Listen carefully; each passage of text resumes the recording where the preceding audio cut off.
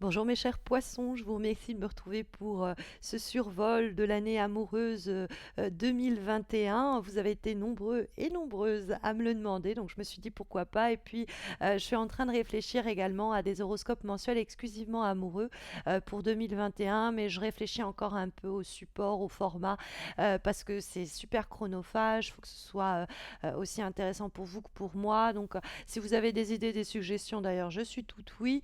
Et puis si l'idée aussi vous tente, bah, laissez un commentaire, ça me motivera. Et donc on va avec ce tarot moderne Witch, et bien voir les énergies de ce début d'année amoureux pour vous mes chers poissons, en sachant qu'on va avoir recours ici donc à 6 cartes qui vont nous permettre d'identifier au fond bon ce début d'année, hein, ça peut être 3 à 6 mois en fonction de chacun d'entre vous. Et donc la première carte que nous allons tirer, elle va nous permettre d'identifier le thème majeur de ce début d'année pour vous sur le plan affectif, ce qui va marquer ce début d'année amoureux. Donc ça peut être une relation, ça peut être quelqu'un, ça peut être un comportement, ça peut être une situation que cette première carte va permettre de définir pour ce début d'année amoureux, donc mes chers poissons. Donc ça va être la première carte. Alors, on a l'as de denier, mais il y a trop de cartes derrière, donc c'est plutôt de bon augure, mais on va la remettre. Voilà, moi je veux qu'il y ait au moins une carte qui surgisse plus clairement. Il faut qu'elle parle d'elle-même, il faut que le tarot Marseille, voilà. Ouh, eh bien dis donc, le diable. Alors, il faut savoir que je n'ai pas recours aux cartes à l'envers dans le cadre des tirages généralistes, justement parce qu'ils doivent s'adresser au plus grand nombre. J'ai recours aux cartes à l'endroit et à l'envers dans le cadre de mes tirages personnalisés. Alors, la deuxième carte que nous allons tirer, elle va nous permettre d'identifier quant à elle ce que les cartes considèrent que vous devez laisser derrière vous en 2021, ce que vous ne devez pas emporter entre guillemets avec vous en 2021. Ça peut être des comportements qui ne sont plus viables pour vous, des situations qui sont obsolètes, des personnes, ça peut être également des comportements, de mauvaises habitudes. Et donc, hop, nous avons la carte du 5 de bâton. Comme troisième énergie, on va voir l'inverse. Qu'est-ce que on doit emporter avec nous en 2021? Quelle bonne résolution, quelle bonne leçon, quelle peut-être personne on doit ramener de 2020 en 2021? Quelle relation, qu'est-ce qui nous serait bon d'emporter avec nous en oups 2021? Alors, nous avons l'énergie du roi de bâton. Donc ça, c'est plutôt quelqu'un pour le coup. Comme quatrième carte, nous allons avoir cette fois-ci des éléments d'information sur ce que les cartes vous disent, que vous pouvez espérer, ce à quoi vous pouvez aspirer, ce à quoi vous devez aspirer sur le plan amoureux en ce début d'année affectif, mes chers poissons. Ça peut être un but pour votre couple, ça peut être un objectif à titre personnel dans ce que vous cherchez amoureusement ou ce que vous espérez de la personne que vous convoitez. Et nous avons la carte du 8 de denier. Nous allons ensuite avoir comme cinquième carte des éléments, hop, alors là pareil, hein, il y en a trop, des éléments d'information au sujet, cette fois-ci, eh bien, d'énergie extérieure, d'influence externe qui viennent parasiter, donc négativement, ou influencer positivement le cours de votre début d'année, le cours de votre vie amoureuse, le début d'année de votre vie affective. Et on a la carte de la reine de denier. Et puis comme dernière carte, nous allons avoir ce que les cartes vous donnent comme mantra à garder à l'esprit au cours des premiers mois de 2021 sur le plan affectif. Ça peut être une devise, entre guillemets, à appliquer, ça peut être un conseil pour affronter les différentes situations amoureuses que l'année 2021 va faire éclore. Et on a la carte du 10 de coupe. Oh, j'aurais presque envie de commencer par elle, tellement elle est jolie. Alors, on a la carte du diable. Alors, on peut se demander avec la carte du diable, le roi et la reine, si vous n'allez pas avoir en ce début d'année amoureux, peut-être plusieurs tentations. Peut-être que vous êtes déjà en couple ou que vous allez l'être et qu'il y a quelqu'un d'autre qui pourrait un petit peu venir vous asticoter. C'est pas impossible puisqu'on a deux personnages, signe de bâton, signe de denier, donc signe de feu, signe de terre, qui normalement ne vous correspondent pas, signe d'eau que vous êtes. Et la première énergie que nous avons, elle est aussi assez palpitante, elle est intense, dirons-nous. C'est la carte du diable, l'âme majeure du tarot de Marseille, qui, je vous le rappelle, doit nous donner la thématique majeure de ce début d'année amoureux pour vous. Et le diable, elle est un peu comme qui dirait l'autre, olé olé. Et en fait, la carte du diable, c'est tout ce qui est intense, c'est viscéral, c'est charnel, donc c'est des relations quelquefois un peu éphémères. Alors c'est peut-être pourquoi vous avez deux personnes, c'est-à-dire que le roi de bâton, c'est quelqu'un sur qui vous avez déjà des vues et avec qui vous allez, les choses vont se poursuivre en début 2021, et puis il va y avoir quelqu'un d'autre qui va surgir au cours de ce début d'année, et donc ça va être des relations peut-être assez passionnelles, assez fougueuses, assez pulsionnelles, mais peut-être des jolis feux de joie de paille également, c'est-à-dire qui n'ont pas vocation à durer, à marcher sur du long terme. Avec la carte du diable, ça peut être la passion de l'instant, mais ça reste, c'est vrai, des fois en superficie. Il peut y avoir des rapports aussi avec des personnes qui sont en couple, ce n'est pas impossible. Le diable peut nous parler d'infidélité quelquefois également. Mais le diable nous parle de situations puissantes et fortes aussi quand même en tension et quelquefois en opposition. Mais le diable, il y a quand même quelque chose qui pulse, si vous voulez. Comme deuxième carte, nous avons la carte du 5 de bâton.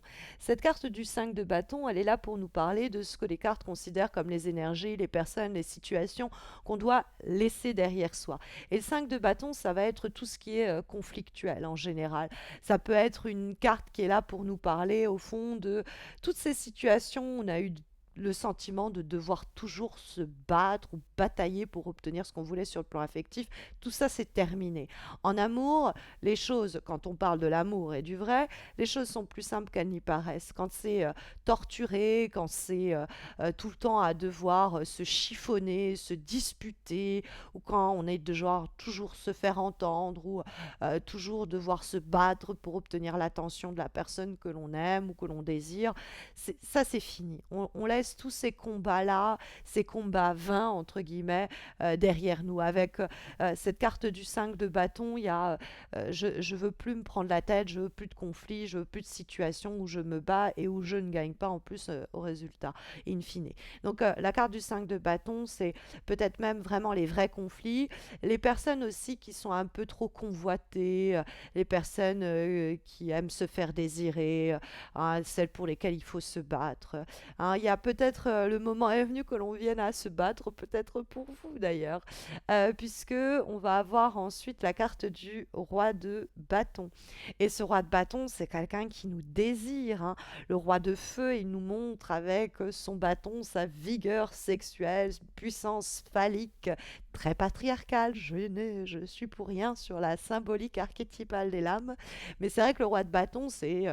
alors, pour le coup, c'est lui, hein. C'est clairement lui. Hein. Le diable, si c'est quelqu'un dans ce tirage, c'est le roi de bâton.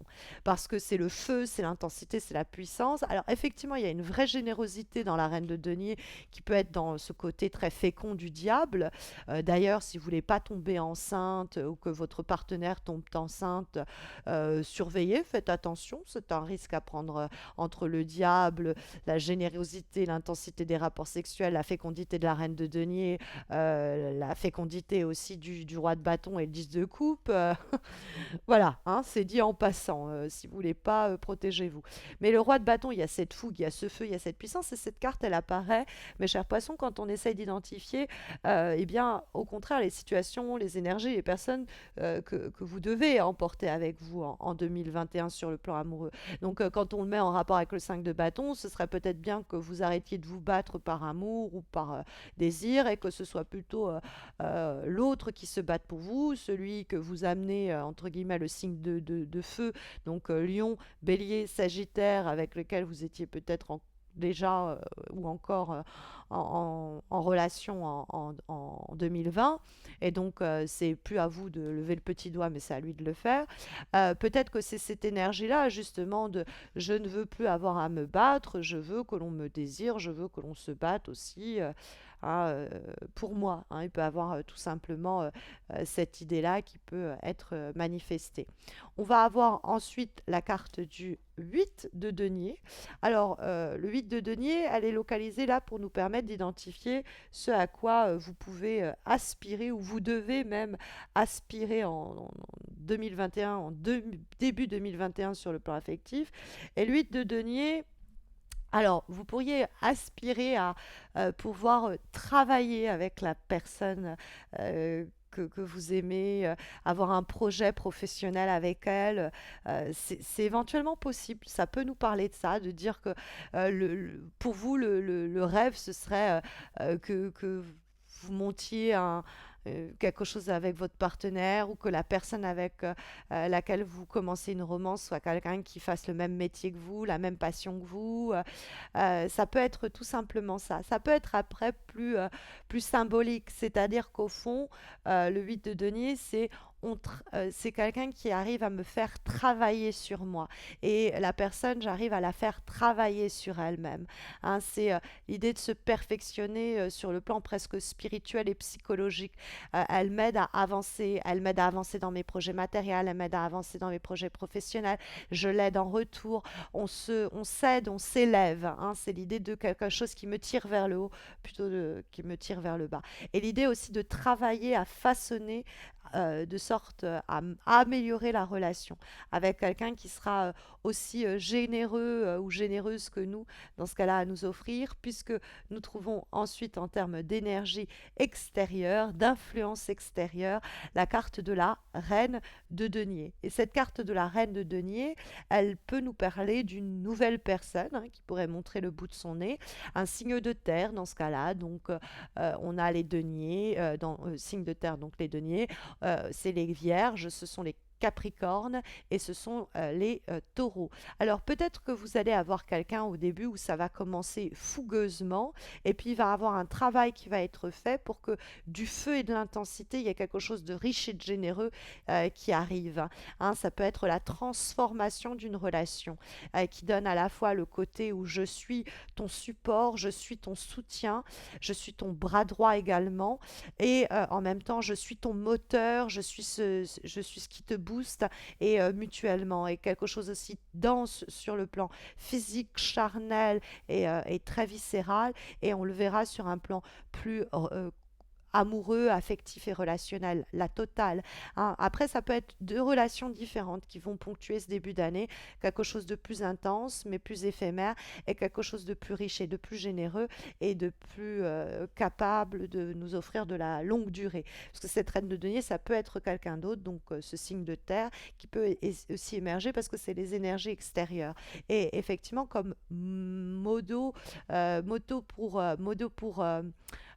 comme mantra, pardon, et devise et conseil pour ce début d'année amoureux 2021, on a la carte du 10 de coupe. Et la carte du 10 de coupe, moi j'aime bien l'appeler la carte Walt Disney, parce que c'est vrai que c'est une carte qui nous parle, si vous voulez, sur le plan affectif, de vécurent heureux ayant de nombreux enfants, c'est pour ça que je vous disais. Mais c'est la carte Rainbow, quoi. C'est le conte de fées. Et donc, ça peut être vraiment une situation qui évolue de sorte à conte de fées et dans le cadre de laquelle on va pas avoir à se battre, vous voyez. Ça peut être une situation, deux situations différentes. Mais le 10 de coupe, en termes de conseil, c'est vraiment, dès que je l'ai vu, je me suis dit, tiens, le conseil pour ce début d'année sur le plan amoureux, c'est oui, oui, ça peut bien vous arriver. C'est le fait de se dire, ah, c'est trop beau pour être vrai, ou ces trucs-là, ça arrive qu'aux autres. Vous voyez, ce genre un peu de réflexion qu'on peut avoir et qui n'est pas la bonne. Le 10 de coupe, c'est oui. Il peut avoir un happy end. Oui, il peut avoir une sorte de Deus ex machina qui fait qu'il y a une situation heureuse qui s'accomplit sans qu'on ait à lever le moindre petit doigt quand l'année dernière ça a été lutte sur lutte et bataille sur bataille. Hein, c'est les énergies en tout cas que sont d'ici le tarot de Marseille au sujet du début de votre année amoureuse, donc les 3 à 6 prochains mois, dirons-nous, sur le plan affectif. Ça peut aller plus vite pour ce domaine sentimental, en espérant que ça saura vous guider au mieux. Mais vous le savez, je vous disais, je pense faire de toute façon des horoscopes mensuels amoureux chaque mois. Je pense encore au format, comment je vais m'y prendre, parce que c'est super chronophage. J'ai déjà pas mal d'activités à mon compte en termes de tarologue. Donc, bon, je suis ouverte à vos suggestions, ce que vous pourriez me soumettre comme idée, et puis surtout à votre motivation pour me motiver moi-même. Laissez un commentaire, likez la vidéo, et puis retrouvez-moi sur Instagram et Facebook pour remporter un tirage personnalisé, et puis pour mes guidances que je poste au quotidien chaque matin. Si vous voulez un tirage personnalisé, vous pouvez consulter mon site, et puis si vous n'êtes pas encore abonné à cette chaîne, faites-le parce que je poste aussi des guidances intuitive de façon ponctuelle. Et puis comme ça, vous raterez pas les prochaines nouveautés, les prochains taroscopes. Voilà mes chers poissons, prenez bien soin de vous et puis à très vite j'espère.